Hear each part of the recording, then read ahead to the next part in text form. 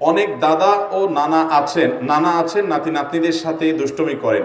যেমন নাতনিকে বলেন তুমি আমার বউ, রসিকতা করেন, এই সমস্ত কথা বলে। ইসলামে এটা জায়েজ আছে কিনা? খুব দরকারি একটা প্রশ্ন। ইসলামী শরীয়তের দৃষ্টিতে দাদা এবং নানা তারা বাবার মতো শ্রদ্ধার পাত্র, তারা দুষ্টমি করার মতো, ইয়ারকি ফাজলামতি করার মতো কোনো ব্যক্তিত্ব তারা নন। কিন্তু আমাদের সমাজে কিভাবে এটা আসলো জানি না, যে দাদা এবং নানা মানে হলো তাদের সাথে ওই যে শালা ভগ্নিপতির মতো ইয়ারকি ফাজলামতি করাটাকে আমাদের সমাজে মনে করে এটা বৈধ, এটা মনে হয় যৌক্তিক। কোরআনে কারিমে আল্লাহ রাব্বুল আলামিন কোথাও কোথাও বাবার পূর্ববর্তী যারা আছেন পূর্বপুরুষ তাদেরকে আবা বলেছেন, অর্থাৎ তোমাদের বাপ দাদাদের সবাইকে বাবা বলে আল্লাহ তাআলা সম্বোধন করেছেন। তার মানে তাদেরকে বাবার মতো মর্যাদা দিতে হবে। তাছাড়া বাবারও বাবা যিনি, তার সাথে আপনি দুষ্টমি কিভাবে করেন? কোন অবস্থাতে এটা ইসলামী শরীয়তের দৃষ্টিকোণ থেকে জায়েজ হতে, বিশেষ করে এই জাতীয় ফাজলামি, যে আপনার একজন আরেকজনকে দুষ্টমি করে বললো আমি তোমাকে বিয়ে করলাম, তুমি আমার নাতির সাথে কিভাবে বিয়ের কথা চিন্তা করতে পারে? এটা মুখ দিয়ে বলতে পারে কিভাবে? যে দাদা নানা করে তাদের জাহালাত আছে, মূর্খতা আছে। আর যে নাতি নাতনি দুষ্টমি করে দাদা নানার সাথে বা দাদি নানির সাথে, তারাও মূর্খতার মধ্যে আছে।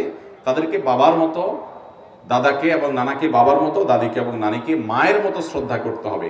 ইয়ারকি ফাজলামতি সম্পর্ক না। আমাদের দেশে বেশিরভাগ পরিবারে দাদা নানা, দাদি নানি, তাদেরকে মনে হয় এরা রসিকতামূলক তাদের সাথে সম্পর্ক, ইয়ারকি ফাজলামতি করা যাবে, জি না, এটা জায়েজ নাই এবং তাদেরকে শ্রদ্ধা করতে হবে। দুষ্টমি করে দেখা যায় যে এমন অনেক কাজ করা হয় যেটা রীতিমতো তাদের সঙ্গে আদব এবং শিষ্টাচারের খেলাফ। ইসলাম আমাদেরকে শিষ্টাচার শিখিয়েছে, অতএব সেটা জায়েজ নাই। শবে মেরাজের কোনো ইবাদত আছে কিনা? শবে মেরাজ নবী করিম সাল্লাল্লাহু আলাইহি ওয়াসাল্লামের মেরাজের রাতকে বলা হয়। কবে সেটা হয়েছে এটা নিয়ে ফুকায়ে কেরামের, এটা নিয়ে মুআররিখিনের, ইতিহাসবিদদের প্রায় 15-16টি মত আছে। অনেকে বলেছেন রবিউল আউয়ালে হয়েছে, অনেকে বলেছেন রমজানে হয়েছে, অনেকে বলেছেন শাওয়ালে হয়েছে, অনেকে বলেছেন রজবে হয়েছে, রজবের 27 তারিখে হয়েছে, এটাও কেউ কেউ বলেছেন। তবে বেশিরভাগ উলামায়ে কেরামের মত ভিন্নতর। বিধায় কোন তারিখে মেরাজ হয়েছে এটাই চূড়ান্তভাবে বলা কঠিন, কারণ কোনো হাদিস, বিশুদ্ধ হাদিসে বিষয়ে কোনো বর্ণনা নাই।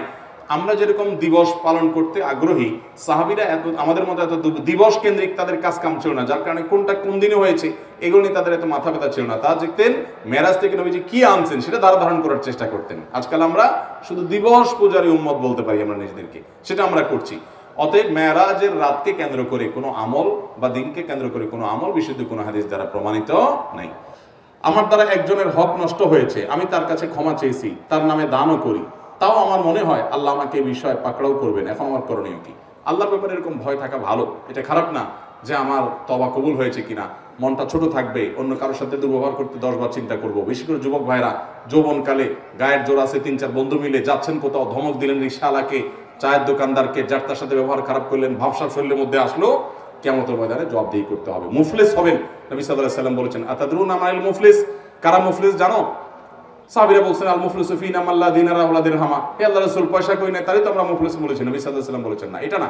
মুফলিস হলো সে যে অনেক আমল করে যাবে কিন্তু কিয়ামতের ময়দানে সব, ওই যে দুনিয়াতে কাউকে গালি দিয়েছে, কাউকে মারছে, সব পাওনাদারদের পাওনা দিতে দিতে রিক্ত হস্ত হয়ে তারপর সে জাহান্নামে যেতে হবে। অতএব ভাইরা, কোনো মানুষের হক নষ্ট করা যাবে না। কিন্তু আপনি তার কাছে মাফ চাইছেন, সেও মাফ করে দিয়েছে, আপনি আল্লাহর কাছে ক্ষমা পাবেন এটাই আশা রাখবেন। অতিরিক্ত ভয় যেটা আপনাকে রীতিমতো নিরাশ করে দিবে, সেটা কিন্তু আবার কুফরি বন্ধ নিয়ে যাবে। কারণ ওয়ালা ইয়াসমির রাহিল্লাহিল কওমুল কাফিরুন, এটা আমাদের সাবধান থাকতে হবে।